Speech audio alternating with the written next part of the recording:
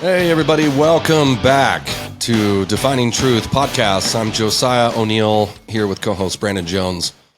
What episode are we on now? 16, I think? I think so. So many wonderful episodes. If you haven't listened to them all, obviously that's what you should do this weekend. Start at the beginning, make yourself some popcorn and go through it. We have very interesting topics to cover today. But first, we are with Defining Truth. We are a nonprofit organization and we need your help. Please consider supporting us financially. A monthly gift is how we set it up on the website. Literally for the price of what you'd spend at Starbucks, you could help push this organization forward and continue to support traditional conservative Christian Judaic values in culture and civics. We really would appreciate that. And it helps us get everything done because no one here is paid. And we got to pay for all kinds of things like operations, production, etc. Also, if you're on social media, give us a follow, subscribe, and share. We're on Instagram under Defining Truth. Of course, we post all of our shows up on YouTube if you want to watch us. And the podcasts are on everywhere that streams podcasts, Apple, Google, Spotify, etc. So give us a follow, Defining Truth. And tell everyone you know that they just absolutely have to listen to the Defining Truth podcast. All right, Brandon, what do we got today? So we're going to discuss a couple topics. First off, the Republican debate and the elephant, quote, not in the room, Donald Trump, who did a debate or had a discussion, rather, with Tucker Carlson on X, formerly known as Twitter. Political article that came out against our friend Bill Asaley. Santa Clara County is suing Calvary Chapel for hosting sermons during COVID. Yeah, basically. The Temecula Valley Unified School Board's victory with the parental notification. We attended personally, and so we're going to talk about that. And then, of course, the 999 millionth indictment of President Trump, whose mugshot should be coming here shortly. Here we go again. Yep. Yeah, I know. He's going in today to turn himself in, right? Yeah, actually in about 2.5 hours from the time of this recording. And if you guys follow us online, our platforms, we'll cover that as it develops as well. So let's start off with the Republican debate. There was 8 contenders for the 2024 Republican presidential nomination that were fighting over or jockeying for voters' attention on Wednesday. That's last night as of this recording. While the frontrunner, Donald Trump, was decided not to go to the event. There's a couple takeaways, I think, from this first debate. First of all, there was no breakout moment for DeSantis. He was center stage at the event due to his standing in the poll, but he really missed an opportunity to portray why he thinks he's the better alternative to Trump. Additionally, the new kid in town, Vivek, I can't pronounce his last name, so we're just going to go with Vivek. Ramaswamy, I think. Yeah, spent the night defending what others were calling his, quote, lack of experience by countering offensively against candidates like Haley, Pence, and Christie, calling them, quote, bought and paid for, and that they're offering, quote, memorized prepaid slogans. And he threw a dig at DeSantis, calling him a professional politician and a super PAC puppet. Like we said, the elephant not in the room, President Trump skipped the debate for a pre-recorded interview with conservative broadcaster Tucker Carlson, posted on X, formerly known as Twitter. It looks like his absence from the stage gave the debate the feel of an undercard in boxing, with the winner seeking a shot at the champ. And then there was angst over abortion. There was really weak, I think, really weak answers from each candidate, excluding Pence, who's very solid on the pro-life issue. But just really quick, Nikki Haley said, can't we all agree that we're not going to put women in jail and give her the death penalty if she gets an abortion? Let's treat it like a respectful issue that it is and humanize the situation. Just kind of weak. Who said that? That was Nikki Haley. In the context, she's like, I'm pro-abortion, but she didn't really want to stick to like. Let me be clear on this. Whatever. You said Nikki Haley said she was pro-abortion. Sorry, cut that. Okay. Nikki Haley said that she was pro-life. Adamantly pro-life. Okay. I think her response was weak, based off what she said. Yeah, she's doing the consultant dance. We see that everywhere. DeSantis was pressed on his support for Florida's 6-week abortion ban, which he did sign into law. Asked if he would support a 6-week federal ban, he was a little evasive, suggesting that the issue would be left to the states, but also saying he would support, quote, the cause of life. Pence accused Nikki Haley, of being too soft on the issue. Quote, consensus is the opposite of leadership, he told her. Quote, it's not a states-only issue, it's a moral issue. And that's where I know me, and I can speak for you too, that's where we stand on it. It's really a moral issue. You can get down to the political debate about, should it be 6 weeks or 15 weeks? Yeah. But really it comes down to, are you killing a human or are you not? And do you support that or do you not? Well, as you know, we discussed even this week here in California, the Republican Party is dancing around with redefining, as some people involved may know, the platform. They're changing the wording on the definition between a man and a woman, and also on their pro-life stance. And it's just a total waste of time because, as we've seen recently, people respond to strong stances and beliefs, not being the lukewarm, I don't know what you want me to say type messaging. It's a total waste of time. Do we have a clip from the debates? Yeah, so we have a couple highlights that we're going to show from the debate, and then we're going to show 2 clips from the Tucker Carlson and Trump conversation. Nice. So if you guys are listening, or if you're watching on YouTube, you'll be able to see the debate clips here, this compilation. If you're listening, just listen and we'll comment as it goes along. Our country is in decline. This decline is not inevitable. It's a choice. We need to send Joe Biden back to his basement and reverse American decline. You all signed a pledge to support the eventual Republican nominee. Pause this after he does If former President Trump is convicted in a court of law, would you still support him as your party's choice? Please raise your hand if you would. Oh, okay. Yeah, so everybody eventually raised their hand except for Asa Hutchinson, but man, Vivek's hand just flew up. Lots of clips are circulating on social media about this right now. This was a absolute defining moment for Ron DeSantis, which I think just ended his entire hopes of ever being president. If you zoom in on the middle between Vivek and Ron reminds me of like your 4-year-old the first day at kindergarten, when the teacher asks them to do something and they're looking around like is everybody else going to do it? Are we supposed to do this now? What am I supposed to do? Or like a kid at a spelling bee. Vivek, obviously, immediately, he knows where he stands on it, raises his hands. DeSantis looks around, looks over at Pence, looks down the line towards Vivek and Nikki Haley, and then like at the last minute, it's like, oh, I guess I should raise my hand. And even then, it looks like he's swearing in at the courthouse. It's like kind of down here by his shoulder. The body language here was horrible. And we've said this before, and I'll say it again. DeSantis totally sunk his entire campaign from the beginning by seemingly attacking Trump and his supporters without realizing that those are anyone that would support him as well. Like, it's your people, dude.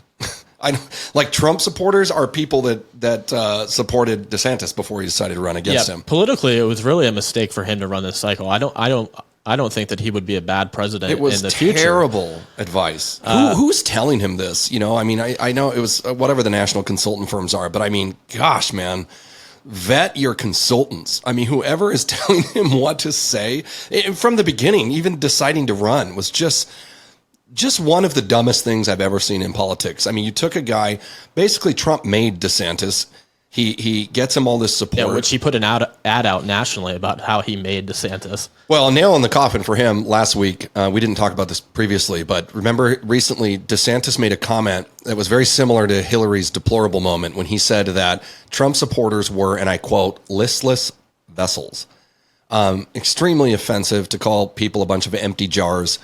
And how do you not have the wherewithal and the understanding to realize that you're talking about your own supporters, or maybe they were at least epic. And this right here on national television, though it didn't get anywhere near the viewings that Tucker got on X platform talking to Trump, is just brutal. And we can move on in a second, but if you get a chance, go out and look at these clips on social media. Maybe we'll put one together too. It just makes him look so foolish. He's done. Anyways, let's keep listening.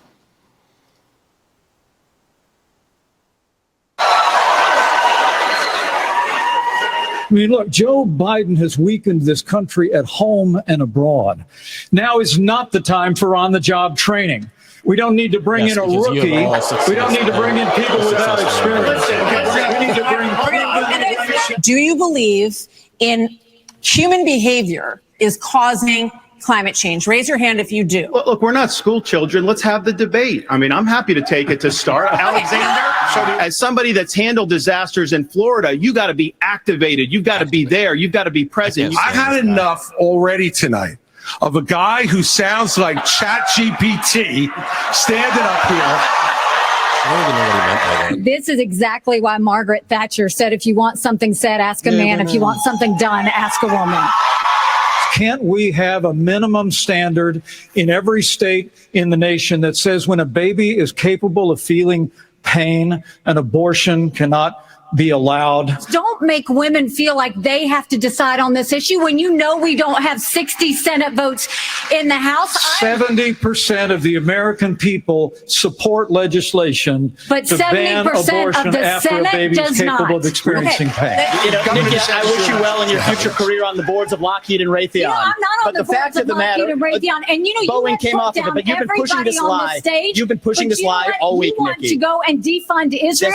You want to Okay, give let me Taiwan address to that. China? I'm glad you brought that up. Go and give I'm going to Ukraine address Russia? each of those right now. This is the false lies of a professional politician.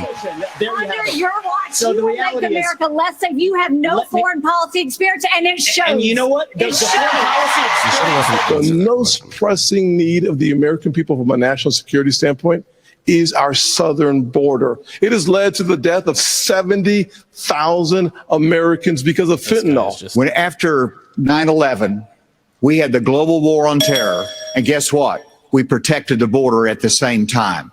You can do both. But the American people deserve to know that the president asked me in his request that I reject or return votes unilaterally, power that no vice president in American history had ever exercised or taken. He asked me to put him over the Constitution. And I chose the Constitution, and I always will. Interesting.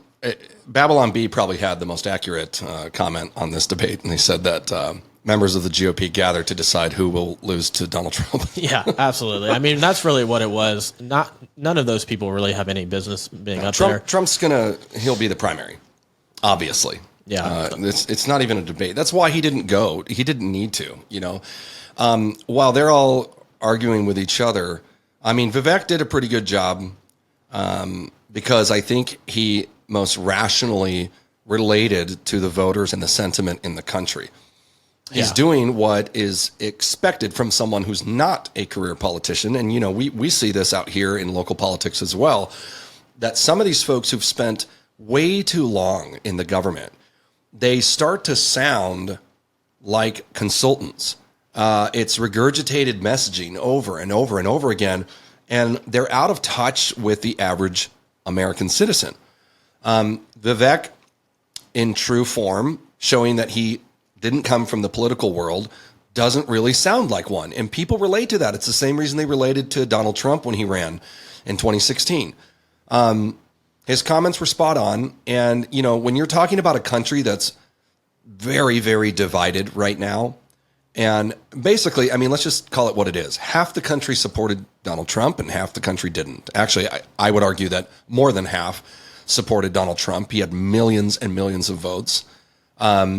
And what the Democrats are doing to him is I mean, we're going to get to that later, but it is unbelievable how they're acting like a communist regime and arresting their political opponents because they don't agree with the results of the election. And I felt like Vivek acknowledged that when he said, you know, that President Trump, it wasn't in that clip, but during the debate, he said Donald Trump was the greatest president of the 21st century. That's not so much a comment on Trump as a person as it is on his policies and what he did to represent the American people. And that's what the GOP writ large is missing. They're missing the point. It's never been about Donald Trump as an individual. It's about his role and what he did as president. Well, and he says that too in his interview with Tucker at some point. He goes, you know, these people, maybe not all of them like me, Right. but they voted for me because they liked my policies. So he acknowledges the fact that there's people that, you know, don't think that he's the best guy personally, but the guy got results. I mean, you can't argue with that. Absolutely. Look, Donald Trump is not a referendum on the GOP. It's a referendum on the failures of the Democrats. That's what resulted from their egregious push towards progressive Marxism.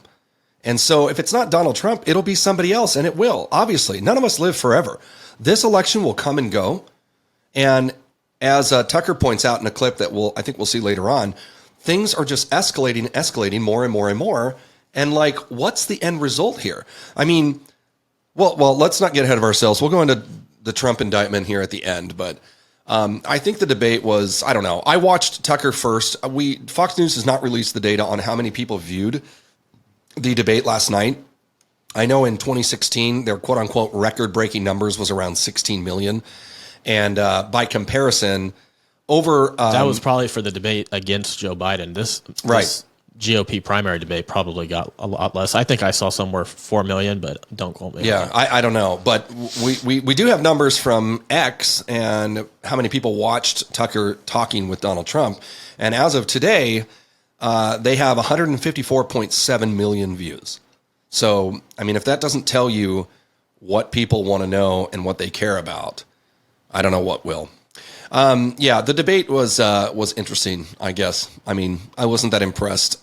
As is the case with every presidential election, most of those people will not be around, you know, over the next year coming up to the election. But it'll be really interesting to see who ends up as cabinet members or, you know, I'm thinking Vivek as vice president. I mean, I can't be the only one thinking that.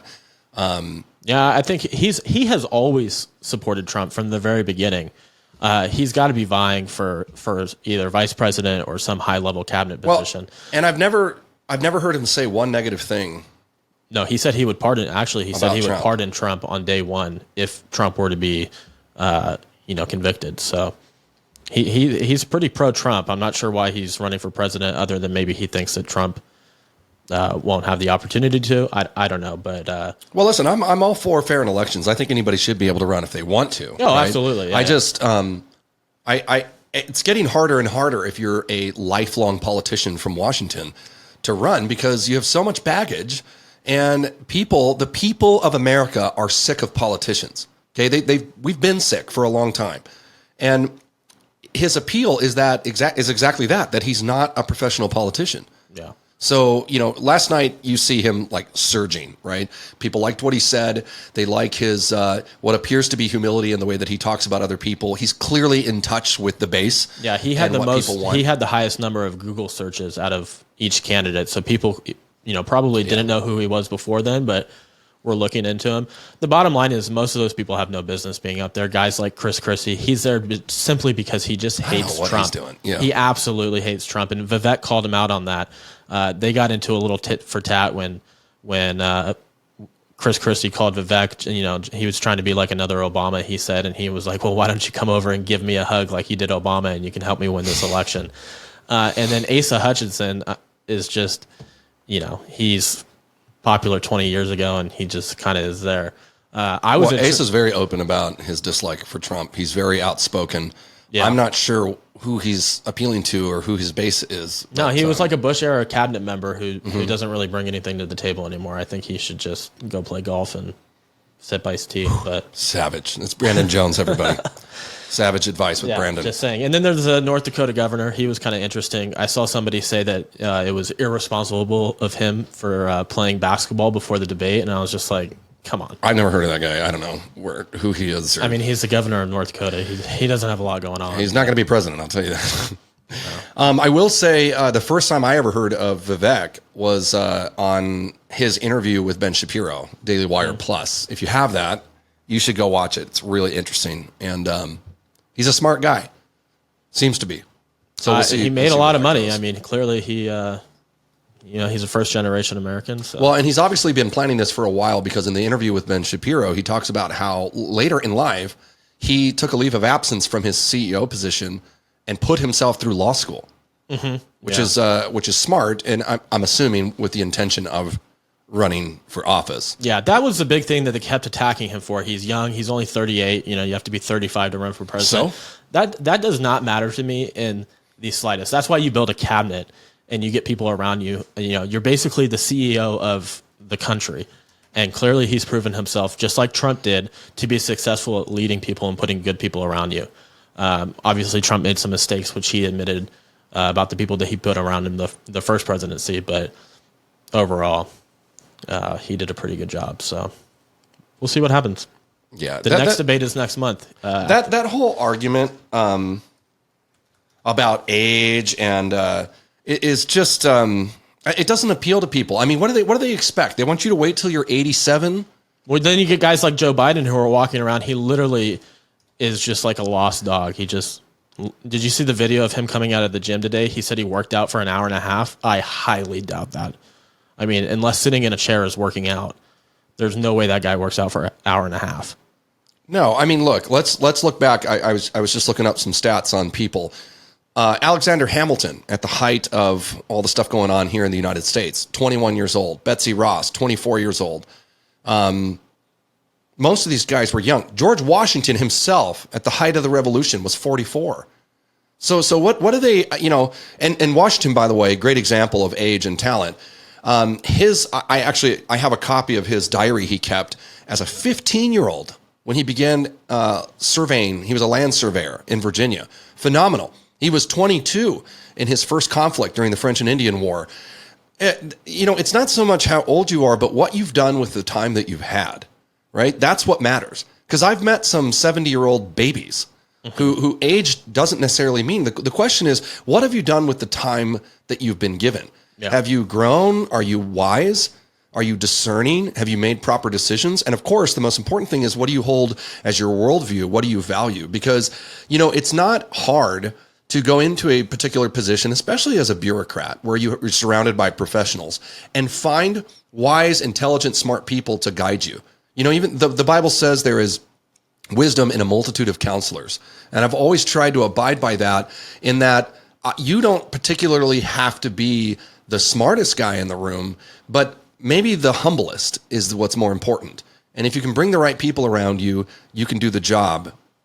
So, I mean, and all that to say, Vivek's not that young. So that's a ridiculous argument. And you know what? It doesn't appeal to the entire country that's going to be voting. People don't care. No, not at all. They might care. How old is Joe Biden? He's like 174, right? Like he's 80 or 81. Well, and then I was looking this up this morning. So he's in his early 80s. Trump is in his early 70s, late 70s. But look at the difference in like cognitive ability. Trump is sharp, and then you have Joe Biden, who it's sad. We've said it before. He's just not there. Honestly, kind of like Ronald Reagan at the end of his presidency, right? I mean, Nancy was answering questions for him and things like that.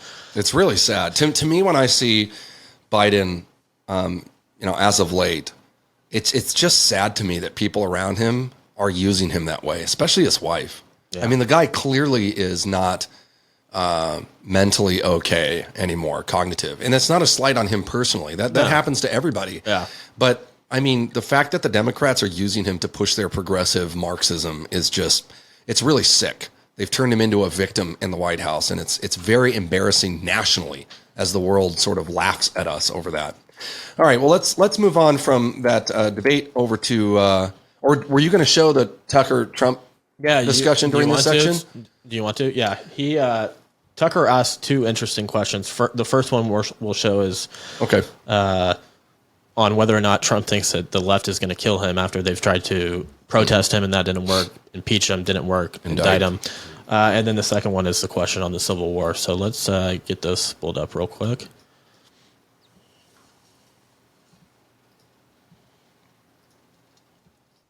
Run, play. So the reason I'm asking you is I'm looking at the trajectory since 2015 when you got into politics, for real, and then won. It started with protests against you, massive protests, organized protests by the left, and then it moved to impeachment twice. Right. and now indictment. I mean, the next stage is violence. Are you worried that they're going to try and kill you? Why wouldn't they try and kill you? Honestly, they're savage animals. They are people that are sick, really sick. You have great people in the Democrat Party. You have great people that are Democrats. Most of the people in our country are fantastic, and I'm representing everybody. I'm not just Republicans or conservatives. I represent everybody. I'm the president of everybody.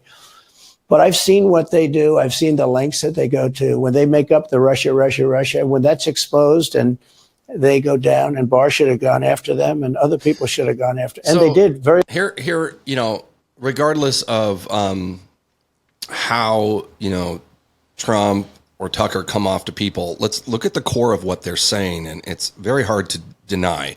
A rational perspective. It's just common sense here. You can look at the escalation that Tucker's referring to, right? I mean, nothing that they've thrown at Donald Trump has ever worked. Nothing. And it's amazing to me that the savage Trump deranged left doesn't learn. Each time there's a new accusation or issue, they all act like it's totally serious. When look, they've done investigation after investigation, over $60 million spent. Nothing ever comes of it. They tried to impeach him twice. Nothing came of it. They indict him. This is the fourth indictment. Nothing's going to come of it. It's always based on lies. And what Tucker's referring to is absolutely true. They're escalating with each level. And what else is left? Right? We're at a very, very bad time in history when the Democrats are arresting their political opponents. Right? Tucker asked him later if he thinks that we're going to end up in a civil war. I don't understand what the left expects. What do they think they're doing? Right? One of the most powerful testimonies in regard to what's occurring with Trump and that indictment, I think, came from the guy who represented Al Gore in the Bush-Gore election. I forget his name. He's on the news all the time. He was his legal representation. I'm sure you can look it up. But he was on the news the other day commenting about Trump's indictment and basically said, he's not necessarily a Trump fan and he wasn't a Bush fan. He represented Al Gore in their case against the election. And they believed that Bush stole the election from Gore. That's what he was saying. And basically he's looking at Trump and he goes, we didn't do anything different. They did exactly what Donald Trump's lawyers did. And did you find his name? No, not yet. Oh, here, I can Google it. If you just Google who represented Al Gore, it should show up. Yeah, except for it showed me a couple different people. Well, my point is that they've clearly not done anything different at all.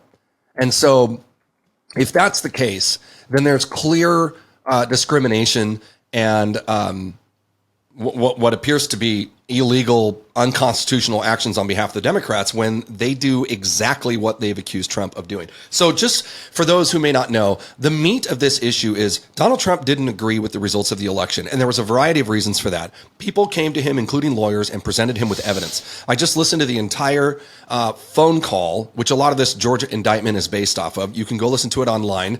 There's audio, and then there's a transcript of it below, where Trump and his team calls Georgia, and they're talking about the results of the election in Georgia, and the indictment actually lies. It says they quote him as saying, find me 11,800 or whatever the number was votes. Well, he never actually says that.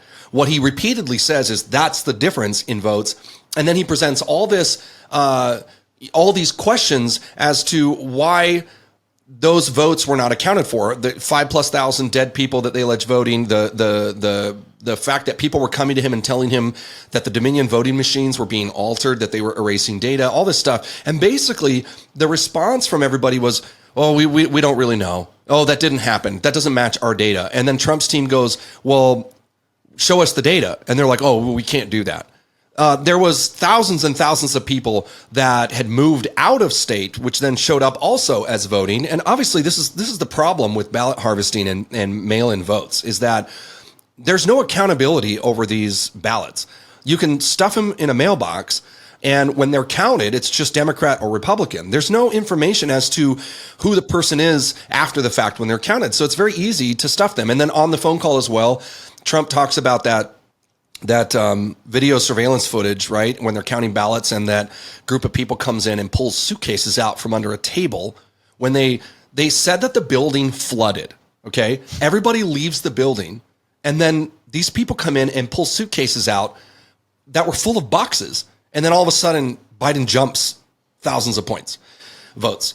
So all of this is very typical, very normal in U.S. elections for one of the candidates to challenge it, and he didn't agree, and they were alleging that there was fraud, and basically everybody was like, "No, oh well, there's no fraud. Don't worry about it." Isn't it interesting that the county that he's being indicted in is the same county that was focused on in 2,000 Mules?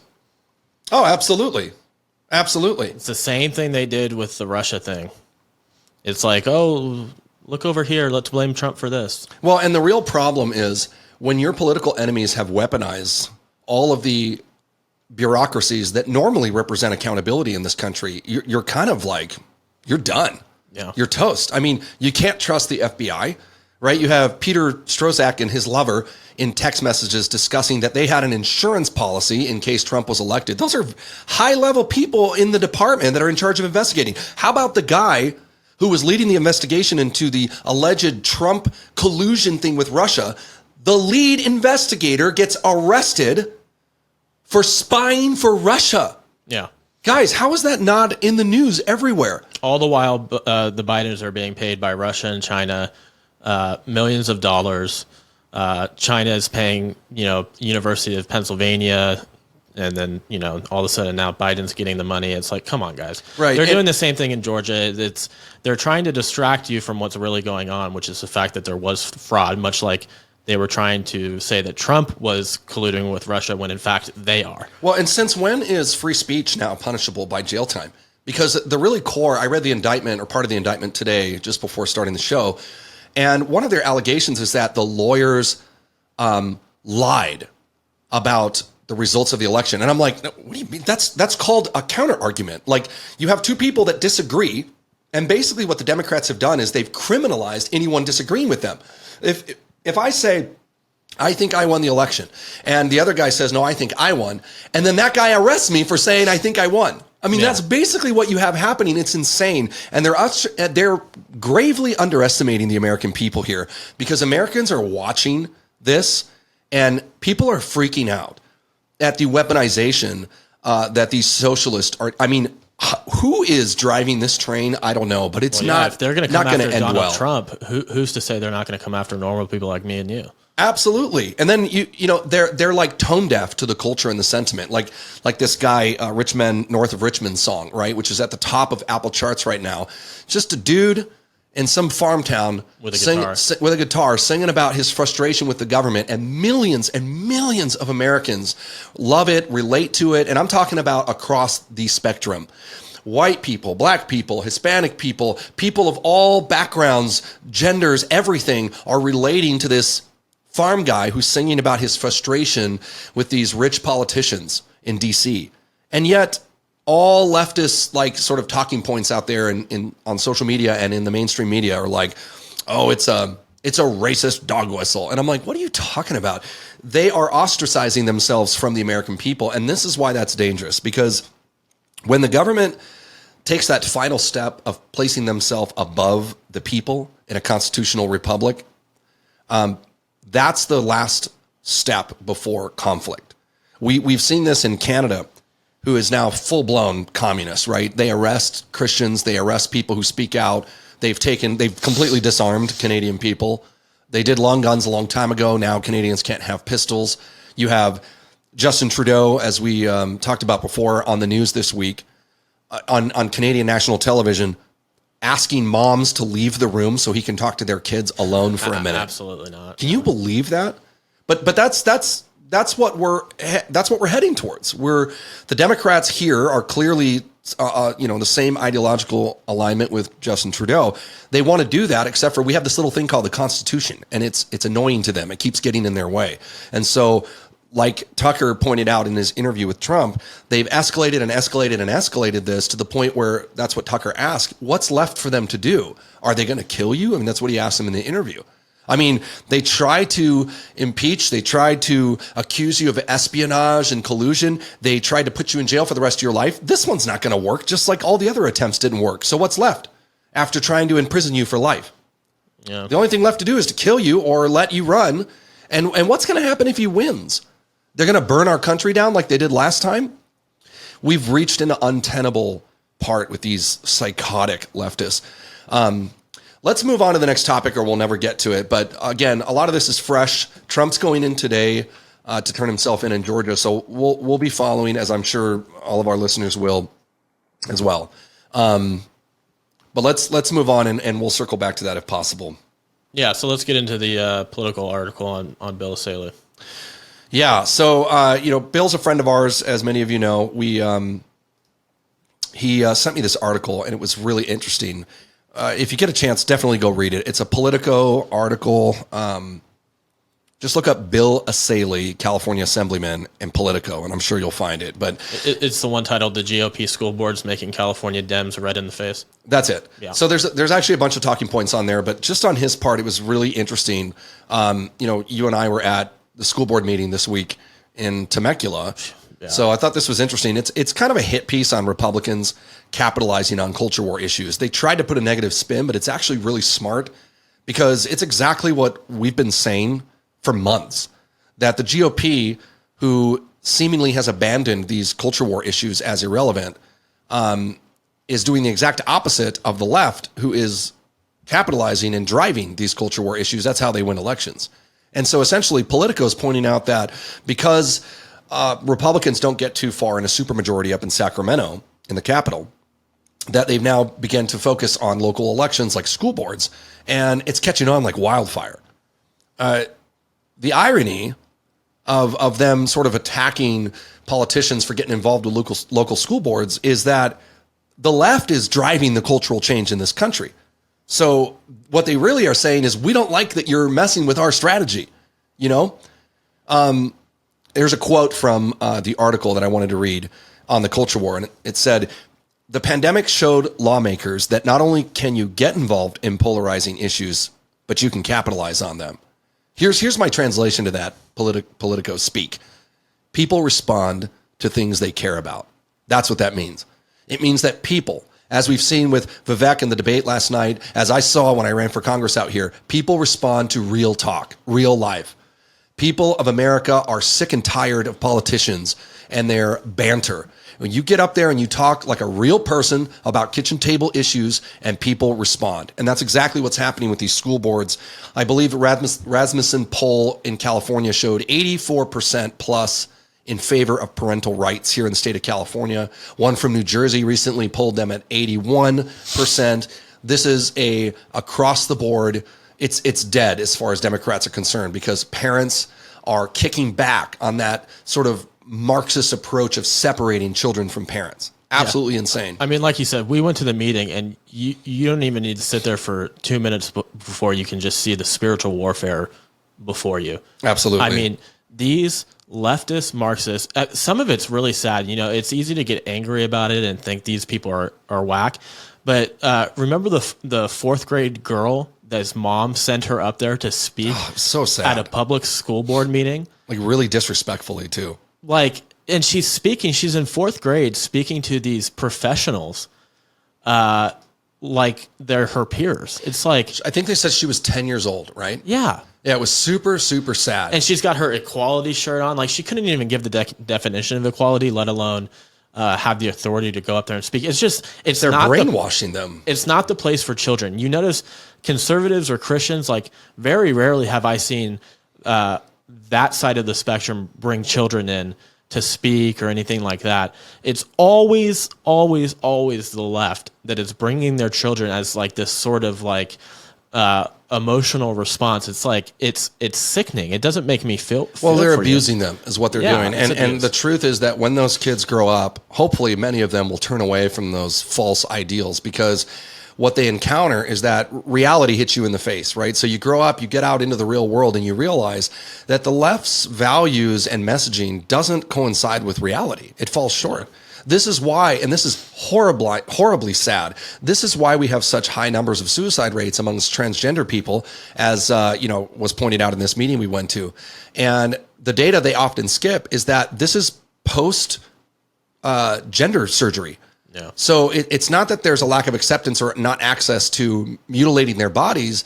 It's that reality kicks in and they're unsatisfied, that there is no true gender transition. You're always just a male or female who has mutilated themselves, and they live with lifelong problems because of it. We saw some really interesting speakers at the school board meeting, which we'll get to in a minute. But Bill basically up there is doing a good job at sort of punching back and finding a way to be relevant in a supermajority Democrat state.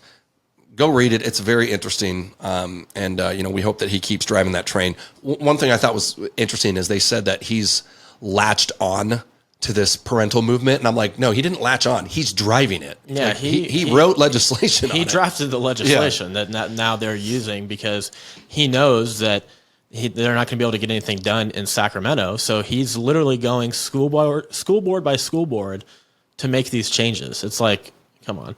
They hate him too, right? They call him a racist and everything else. And it's like, the dude's a Muslim. It's like, come on. Like, I know. He's not a white supremacist. I know. Well, you know what? We were going to talk about the church that got sued, but let's just go down to Temecula School Board since we're talking about the same thing. That's what Bill Asaley is talking about as well in the article. And then we'll come back up to the church getting sued. So we were at the Temecula Valley Unified School District Board meeting this week. Yeah. Waited 7.5 hours approximately to speak. Yeah, we got there at 4 p.m. and you didn't speak until probably 11:45. Or after midnight. Yeah, because they voted at almost 1 a.m. to pass the bill. So we show up. There's hundreds of people there. We get inside. And, well, let's talk about first the kind of like foul play that happened beforehand, right? With you're supposed to show up at 4:30. We'll give our opinion on that. I don't have facts or data, so I'm not going to claim for sure, but let's tell them exactly what we do know. That there was a published schedule for this meeting online. Yeah. That public access would be at 5:30, or that's when it would begin, and that if you wanted to show up and get a chance to give public comment, you should show up at 4:30. Yeah. So we showed up at 4 o'clock. And out of 200 tickets, we were number 126 is the number that I had. Which was the first red flag. So we get there and we're like, what do you mean there's no tickets left? You gave hundreds of tickets away already? And it's before even the time that was announced to show up. So this happened to a lot of people. There was a lot of grumbling. People were asking, by the way, on both sides. Yeah. And somebody goes up to like the lead security guard. I don't know who they were. And this person says, oh yeah, well, the superintendent told me it was a safety issue around 3 o'clock and we should just start letting people in. So I gave them tickets. Was confirmed and alluded to by a couple of the board members when people brought it up in public comment. They were kind of looking over the superintendent like, yeah, really? Right. So just like Trump's dealing with all these subversive efforts and sabotage in D.C., this is the Democrat playbook because apparently there's a 3-2 majority on this school board in the city in Temecula, and they obviously have to work with people across the aisle, but those people clearly cannot be trusted. Here's what happened, and I know that you don't want to say for sure, but I'm pretty confident. Go ahead. I mean, if you go back and you watch the school board meeting, the first 20, 25 people to speak were all extreme leftists. More, yeah. Well, and that's the first 25 people in the room. So what happened was somewhere, I assume, I won't say for sure, but I'm pretty positive, at some point, they decided that all of their people were there and that they were going to start giving out tickets because our side had not showed up yet because, of course, we're following the rules. We get there at 4:30, 4 o'clock for us to get there early. And it was very one-sided in the beginning. All of the activists, there was a transgender activist from that had nothing to do with Temecula or the school board that came and spoke. I mean, he was like... yeah, that guy was from, what's his thing called? It's called a sex ranch? Yeah, it's called like Savage Ranch, and it's like literally a transgender sex ranch in... Proving exactly our point as to why parents want to know what's going on, because that's the person that came to speak on behalf of the left's perspective. Yeah, yeah. It was really grotesque. But anyways, the point is, the majority of the people that spoke for like the first hour were these leftists. So it's like, I could understand the argument if it's like, one person for speaks, one person against, or a combination thereof, you could be like, okay, maybe we missed a memo and we were late. But the fact that it was very clearly steered to one side for like the first hour of public comment goes to show you what actually happened. And these people were personally attacking the school board members in their public comments, talking about their children. Oh, it's disgusting. Past divorces. It's like, what? Remember the lady who was like personally berating Jen Wiersma, Danny Gonzalez, and Joseph Komronsky? Like talking, like Jen in particular, this lady gets up to the microphone and talks about her appearance, her clothing, that she gets it from the garbage. I mean, really insidious. What's crazy too is that not only did they speak before anyone had a chance to support the conservative perspective, but many of those people, like that lady, spoke probably 5 or 6 times up to the microphone before I ever had a chance to give a minute and 30 seconds of comments. They got 2 minutes 5 times. Yeah, these people are so emotional. Let's be clear what they were voting on if you don't know, right? They were voting on this parental notification, which does a couple of things. First and foremost, if your child of any age in public school decides that Johnny wants to now be Sally, that you as a parent have a right to know that they A, want to change their name, and B, want to change their pronouns. And then it does a couple of other things too. If your child gets injured at a school sanctioned event or sporting event, they have to tell you, like, who doesn't want to know these things? Yeah, it's not that big of a deal. The less argument was that it's going to endanger children. And it's like, okay, so we're going to, again, talk about the 1% of the 1%. There's no doubt out there that there's abusive parents, but those parents are going to be abusive whether or not your kid is transgender. It has nothing to do with that. It's a moot point. It's a fallacy. It's just like they say with abortion all the time. Well, what about the girl that gets raped? And it's like, okay, well, we're talking about the 1% of the 1%, and you're going to base your argument off that? No. I mean, the truth is that we're irritating them because we're getting in the way of their Marxist sexual agenda. Yeah, we're using their game plan. Absolutely. And not even that drastically. Like, all we're saying is, parents should probably know what's going on. This is a bipartisan common sense perspective that parents want to know what's going on with their kids. I mean, the government usurping the parent's role is a playbook right out of the Communist Manifesto. And I'm going to explain why. So to truly understand the modern war on the core family, which is really this is what this parental notification thing is about, because schools want to separate your children from you as a parent and establish themselves as a safe place, right? How many times did we hear that? They're replacing the core family. And in order to really understand that, you really do have to grasp the worldview that Karl Marx and the co-author of the Communist Manifesto was named Friedrich Engels. They explained that the abolition of the core family, mainly the separation of kids from their parents, was essential to their advancement of anti-Western goals. Now, that's important, because listen to what I'm saying. These people in power could care less about children who are being horribly mutilated, who, by the way, clearly, as we saw at that board meeting, have major mental health issues. Absolutely. And they don't care about that.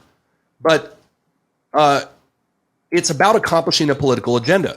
Karl Marx wrote that the family was a mere money relation. That's what the manifesto says. And that the party must usurp the parents' role in rearing the children. It was actually the Soviet Union's first People's Commissar for Welfare.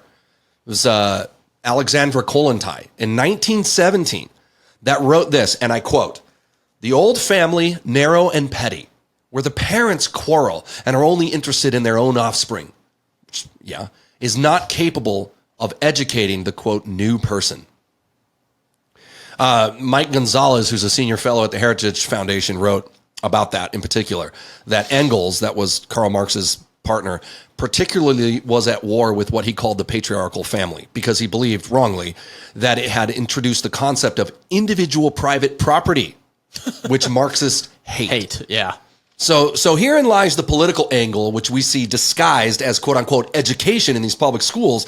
The core family promotes individual freedom, whereas the progressives' goal is deification of the state and the government, and thus the family has to be opposed. Now, if you read Kollontai's opinion in its entirety, You can see that the focus was never moral or social justice or about the safety of kids. It was strictly political.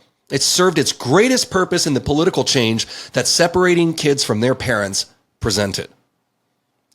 That's what this parental notification is all about. And you know what? If you want proof, look at the Democrats' response to parents' concern around the country. It has been violent.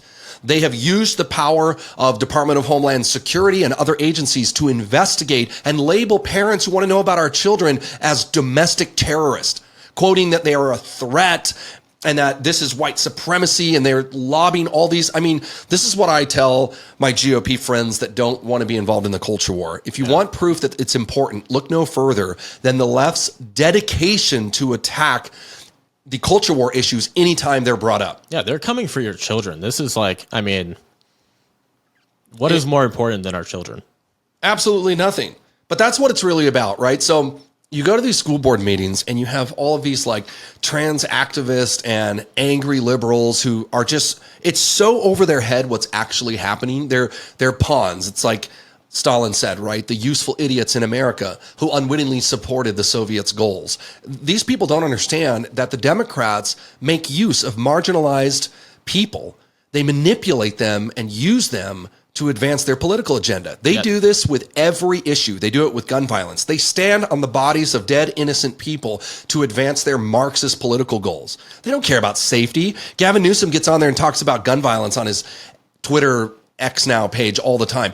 California is a cesspool of crime and violence and homelessness and drug use and human trafficking. But he goes on there and he pontificates about safety, when really all you have to do is take a step back, look at where these people were educated, where they come from, and say, they're accomplishing a political goal. It's really about anti-capitalism. In other words, let me just spell it out. It's anti-American. Yeah. And that's why, it's anti-biblical. Absolutely. Yeah. And so, good point. Why should Christians care, right? Because as a believer, God has placed you in a country that allows you a free vote, a free involvement in civics. And this escalation that we're seeing, it ends in persecution of the church. It ends in the enemy opposing the gospel and the spread of a ministry and the free practice of our faith. So far be it from you as a Christian to think that these things don't care, that they're not quintessential to our existence as a nation. Because what greater way, as we've said before, to love your neighbor than to care about them and to vote when you have the opportunity to? We've pointed out before, do you not think that persecuted Christians in India being killed just for being Christians would, if given the chance to vote, would change that? Or Christians in North Korea or Christians in China? Places, Africa, I mean, where Christians are being slaughtered for their faith. Here we live in a free society as of today, and you have the ability to stop some of this stuff by your involvement. To throw up your hands and say, oh, well, it doesn't matter. It's an egregious sin. It's so wrong to not care. And here's the truth. People all over the world are looking at this, they're seeing this, and they're confused. And as a believer, what's the first thing you do? You look to your pastor. And if your pastor is silent on the issues going on in this culture, where do they turn to? They turn to Instagram and Facebook and social media and political pundits. Shouldn't the wisdom and discernment be coming from the pulpit? Christians have to rightly divide reality through the lens of the word. That's a proper Christian worldview. So to ignore these aspects is to not tend to your flock. If they're not getting that guidance from the church, they're going to turn somewhere else as things escalate. And then we're going to get to the point where, as we're going to go into now, where the target really is you. Because if the core family is an impediment to leftism, well, where do the concepts of core family come in this country other than Christian Judaic? They come from the Bible. Yeah. So it's a clear next step to go after Christians and the church. Notice how you don't hear news stories about Buddhists getting arrested in Canada. It's always pastors. Yeah. You don't hear about strip clubs being sued in California during COVID. No, they were churches. Open. They were actually open. So let's move into the last segment here because it segues right into that. Santa Clara County, California. First, they sued Calvary Chapel, San Jose. That's Pastor Mike McClure up there. Great teacher. They sued them for $1.2 million for violating the county's mask rule. right? Something that, by the way, no elected official passed. It was not a bill. It was just made up by these communists here in California for refusing to stop services at the church, at the Calvary Chapel there during the pandemic propaganda years. And despite many of the measures now proven to have been a complete and utter waste of time, how the masks really did nothing and it didn't matter and everybody got COVID anyways, and how the vaccines are causing injuries to people, all of this stuff is now out now, right? Everybody's saying it. Mainstream media, left and right. The government in Santa Clara still insisted on punitive measures to prove that they are in fact the bullies on the block. So now, today in the news, we saw Pastor Mike McClure. The church is responding with a $1.2 million lawsuit saying that Santa Clara County and a Colorado-based company called SafeGraph, and I'll come back to them in a minute, illegally spied on them, making use of geofencing to track congregants coming and going in and out of the church. California acting exactly like their fellow Marxist Democrats around the country, as you see, using the power of bureaucracy and law enforcement to arrest and financially harass their political opponents. That's exactly what happened here. It's the same thing they're doing to Trump, right? They don't like that he says the election wasn't fair, so they're arresting him and they're trying to silence him and jail him. Historically, that doesn't work out too well when you make martyrs of people. But here in California, you have folks at the health department and others in Santa Clara County who sue. Can you imagine suing a church in your community? A church for $1.2 million? Well, and what because they wanted to worship God? Yeah, what is that going to do for you? I mean, well, that's why I said it's punitive. It's just a tax at this point. So now they're suing back, saying that they use geofencing to track congregants coming in and out. So if you don't know, geofencing is a way of monitoring a particular geographic area for people coming and going. And there's a variety of ways or things that you can do with geofencing. You can track movement of people based on cell phone data. That's what they did in 2000 Mules. Absolutely. You can also track like social media. So, for example, if you could draw a circle in geofence software around a particular neighborhood, and you could keyword like, I want to know every time someone in that circle says the word gun or robbery, and it'll ping you. And so you're able to then find out who's saying what and where. Okay, that's what geofencing does. And there's a lot of applications and different ways to use it. So it turns out that during court proceedings, the county presented geofence data against the church as, I'm assuming, I haven't read the transcript, but that would be, I'm assuming, to prove that people were still going to church, right? During when the county told them to stop being Christians. Very Orwellian type oppression against free practice of religion. It's insane. Here's a quote from the case.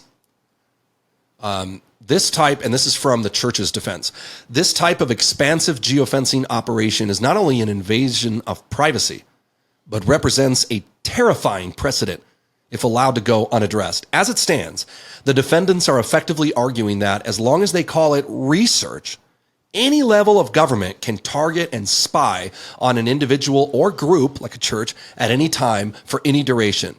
And if they choose, they can wield that collected data against said individuals or groups who oppose their orders. This is not just un-American, it's downright Orwellian. End quote.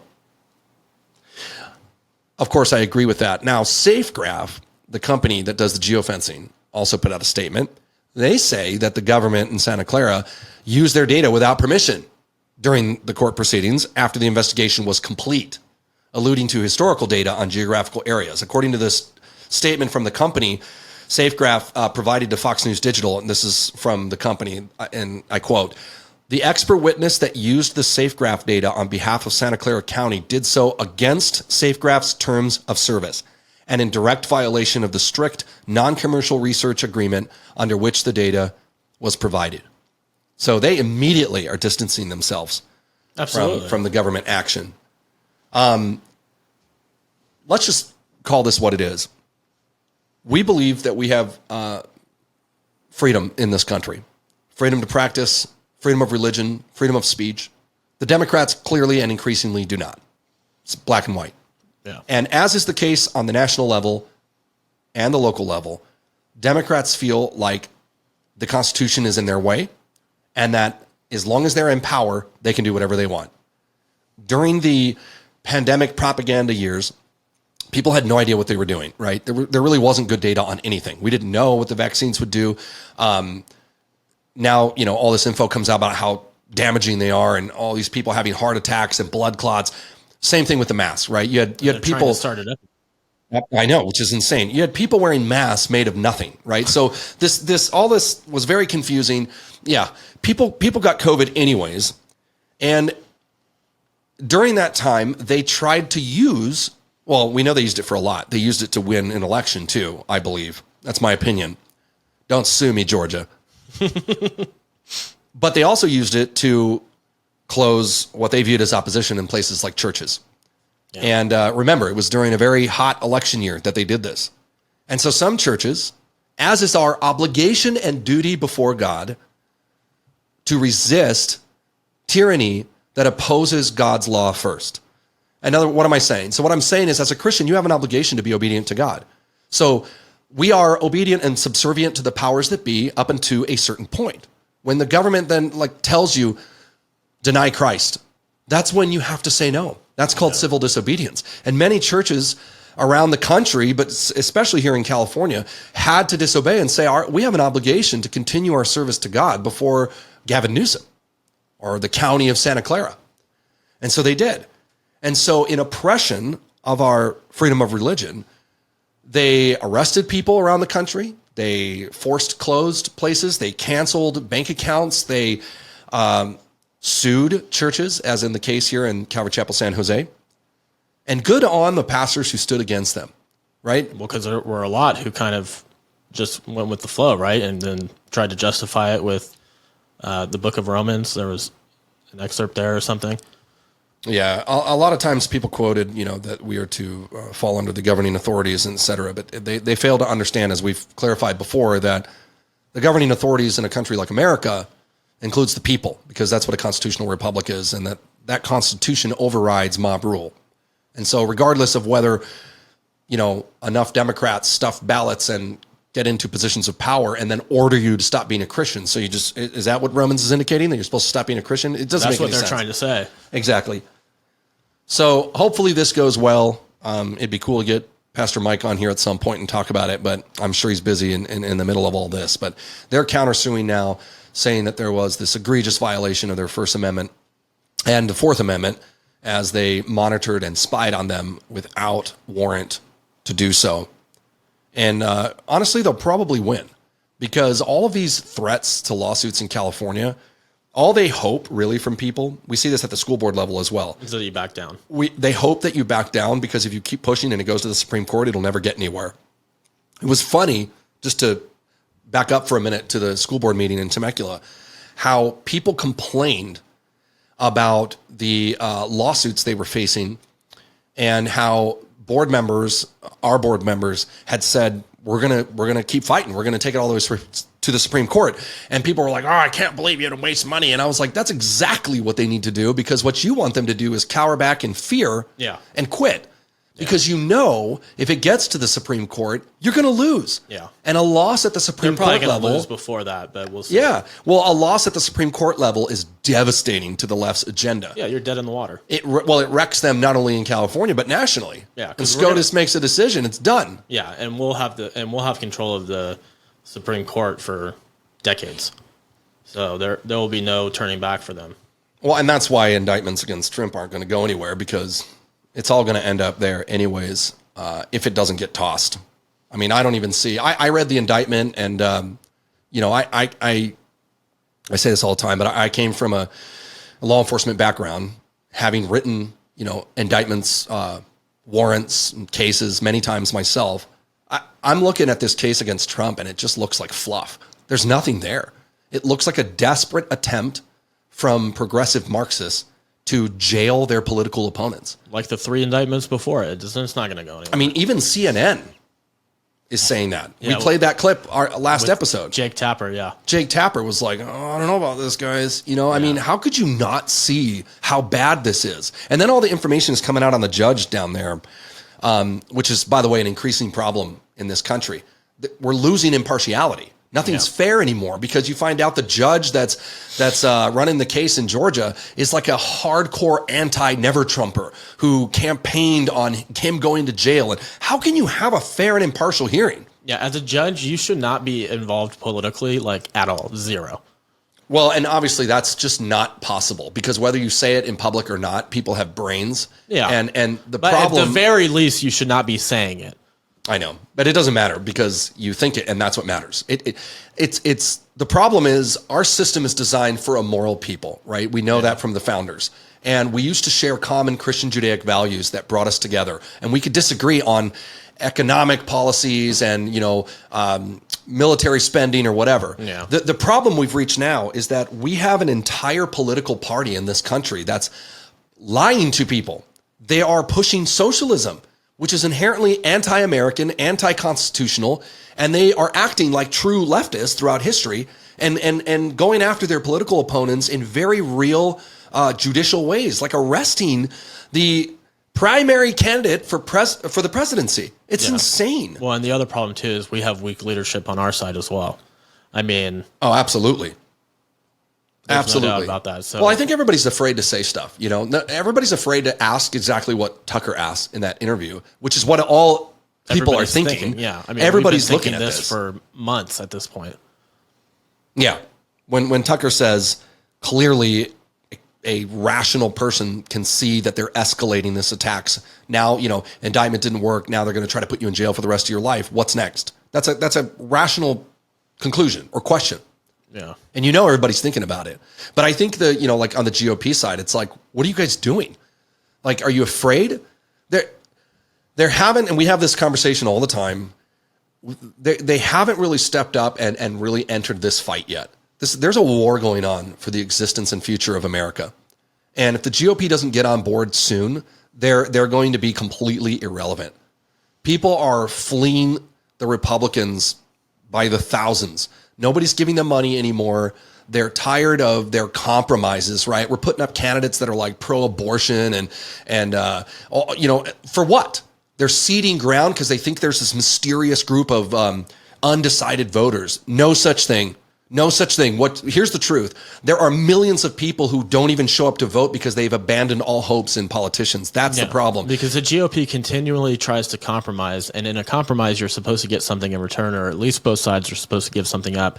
And they continue to compromise, and they're not getting anything for it. Nothing. Absolutely nothing. They just lose. The GOP in California is the worst. I mean, it's just like, guys, you should be the strongest party leadership in the country because we are facing the most, maybe outside of New York, the most adversity when it comes to Democrat, Republican, left, right ideologies, and the leadership here is just weak. And the problem is they don't know who they are, as we've often said. They don't know why they're conservatives. They've abandoned the Christian Judaic values that give us our firm foundation. I mean, this country was founded on biblical truths and the fact that God created us and gave us these inalienable rights that the government did not give them to us. The government was there to protect those rights, and the GOP has forgotten that.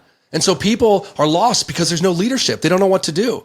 Yeah. This is why you see such a strong response to people like Trump or like Vivek during the debate, because people are looking for leadership. They're looking for people to stand up and say hard no on these issues. And this is, by the way, what happens when the church takes a step back from leadership in this country. Yeah. The world and our opponents convinced the church that they had no place in civic duty, no place in politics, no place in their country. That was not the case for hundreds of years in America. Yeah. And it is now. And because the church is withdrawn, you see God's favor has pulled back. There's no leadership. There's no discernment. There's no wisdom. Yeah. If you want rights given to you from the government, go to Russia and tell me how that works. Absolutely.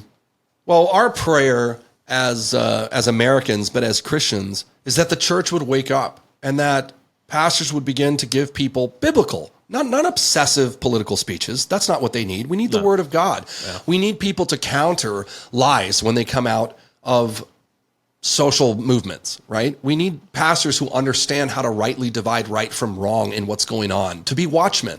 And you don't have to be, I'm not saying that pastors should be politicians. They shouldn't. That's not their role. Their role is to tend to the sheep and teach the word of God. You can do that while not putting your head in the sand. Yeah. And especially providing people, servicing the congregation with advice and wisdom and good counsel. Because if you're not getting it there, where are people going to get it from? Yeah, so we see this. Your school counselor that wants you to be a girl when you're a boy. That's where they're going to get it. I know. How sad. Yeah.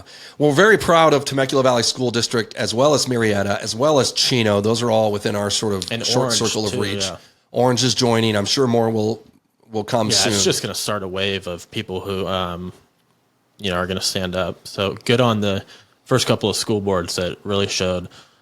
Chino, very courageous there. So, yeah.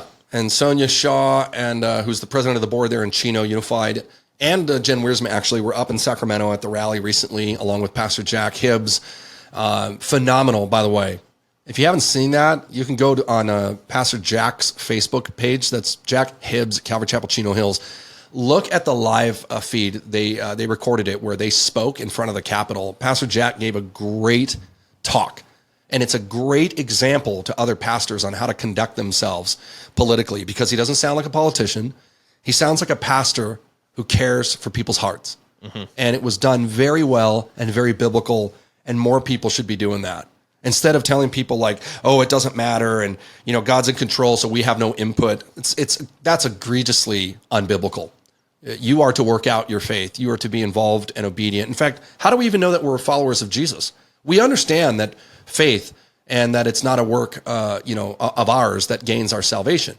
But yet, when looking to define who a believer is or confirm that, the Bible talks about obedience, that we are they who obey God's commandments and words. So there's a physical action there and a response in how we do that. Yeah, you can't sit back idly, otherwise you're going to lose your country, and we've seen that. And I'll tell you what, if you've never done it, you want to talk about spiritual darkness, you should go to these school board meetings and look at the garbage that's being levied at our children. It is when you send them to school for 8 hours a day or plus.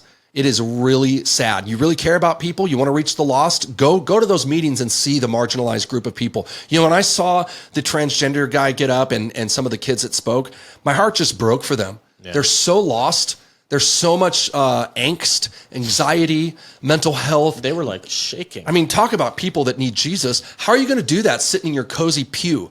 You study your Bible and you take your notes. You have no effect on the world around you. What impact are you having on society and culture? Start showing up to the things that people care about and love on them. There was plenty of opportunity there at these meetings beforehand to engage with people. Yeah, we were all standing around just waiting to be let in for hours. And we have heard story after story after story about people who experienced a great change in their life because somewhere at some point, a Christian came along and told them the hard truth. Many of them have said that they hated it at first, right, when they heard it. But then it ended up, that seed was planted and it grew. Yeah. You got to be in the world, not of the world. Yeah. In the world, not of the world. And the church right now is not in the world at all, and they're kind of acting like the world, but inside their church. And the world is burning around them. It's time for us to wake up, and it's possible. I'm not all doom and gloom. I think that if the church got involved in what's going on in the country and started loving people the way Jesus wants them to, we'd see radical change in this country. Well, and we're getting small wins, right? You have to just keep chipping away, and hopefully, like we said, other school boards will, we can watch and see what happens at the national level, and we can let Joe Biden and Trump fight over that. But really, we're gonna take back our country by starting at the school boards and the city councils and the county supervisors and things like that, because clearly they weren't paying attention, right? They didn't think that we could do this. They let the majority of boards, go Republican or Christian or conservative, whatever you want to call it. And now they're sending the superintendent of public instruction. When's the last time he's been to a school board meeting in Chino, California? Or Governor Newsom himself personally threatening Temecula Valley School Board. Yeah, they weren't paying attention, and we were able to take advantage of it. So now there's enough momentum that we need to keep doing this in every school board. Well, and obviously at the end of the day, like you're not going to answer for everybody else. Regardless of what happens nationally or with the presidency or all this stuff, what you have to answer for is you personally. If you're a pastor or you're in church leadership, or you're a believer, what are you doing right now amongst the turmoil? While people are drowning in despair, they have no hope. The church is supposed to be a light. Right now, at this time and this age that God has placed you in, The need right now in our country, unfortunately for those who don't like it, has a lot to do with politics. And that's an opportunity for us to reach people, to relate, to talk through them. But see, you have to have courage. You have to not be ruled by fear. You have to understand that people are not going to like you. And you have to be willing to speak truth into difficult situations and into people's lives. And if the church isn't doing that, then we're done. We're dead. Because there's no hope in the Republican Party or any political party. There's no hope in a person. The only hope for this world is the truth as presented by Jesus in the Word of God. That's it. And the church is the main conveyor of that message. We are the bride. It has to be done.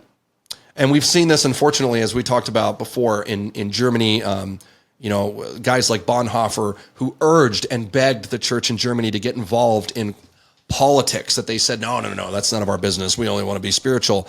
And we all know what happened there. Horrific violence and suffering upon a people that the church has basically excused themselves from being involved in. It's very sad. Obviously, and maybe I need to say this, there is a healthy balance. There has to be a balance. We can't lose sight of what really matters, right? Because at the end of the day, our hope is in eternity. It's not in politics or things like that. So obviously, we each have our calling, right? But to wholeheartedly dismiss it as a non-issue is exactly what Satan would want Christians to do in this country. So I would say, we don't advocate for a particular person or politician as a savior, by no means at all. No, absolutely not. But when the world is lying to your children and you have the truth and you hold it, you hide it under a bushel, as the song said. Well, what does that make you? Are we hiding our talents as the servant in the parable when the master returned and found that he had buried it in the ground? I know we say that all the time, but it's like, it's really time for the church to examine themselves and see what, this is what I would encourage people to do. What can I do? If you're not going to run for school board or be the president or whatever, you should ask yourself, what can you do where you're at? Maybe that involves showing up to a school board meeting or a local, political event or something. Look at what's out there. See the hurt and the need. These people that are not going to be reached if you stay in your church cafeteria with your church music and your church coffee. You got to get out and apply it at some point. That's the whole point. Yeah, there's a lot of people that go to the school board meeting. There's a lot of people that need to be reached and loved on, and absolutely. Clearly, this is a mission field now. And for years and years, America has sent missionaries all over the world with the message of truth and hope that it's found in Jesus. And we've right now, I think, not everybody, but many have overlooked the fact that we're in the middle of a war in this country. For our children, for our existence, for our future, this is a mission field right now. We need people engaged with what's going on to counter the narrative. Because, the bottom line is you have little kids, 9, 10 years old, like we saw at the meeting, who are being fed this propaganda, these lies about eternity. Like people on our social media, right? I posted I was able to speak at that board meeting. We posted it online. It got, thousands and thousands of views, and people on there immediately, their first comment is, there is no God. That's what someone commented. And, to the church, I would say, this is so much more spiritual than you think. Yeah. The enemy does not want you involved in what's going on, because as long as the church is quiet and they stay out of what's politics, it's really not, but they stay out of it, then the devil gets to lie to your kids and he gets to tell them whatever they want, and they believe that because they're not hearing the truth from any other perspective. And you know what? You're going to get called all kinds of names. They call you Christian nationalist and, racist and on and on and on and on. It's like, since when has Christianity been, lovingly accepted by all? Yeah, never. Never. It's not your job to worry about that. It's just to get out there and love on people. So, of course, delivery is important. I don't think we should be rude. I don't think the Bible is really clear that if you say all these things and do all these things, I'm paraphrasing, obviously, but if you can have all these gifts and speak, and if you do it without love, you're like a clanging cymbal, a resounding gong. You're just noise. Yeah. So it's very important to not forget. But that doesn't mean that we shy away from speaking truth. You have to speak truth. Yep. I think that's about all we have for today. Defining truth. No compromise. No compromise. We'll catch you guys on the next one. We'll be following up with everything going on in the world, and we'll see you then.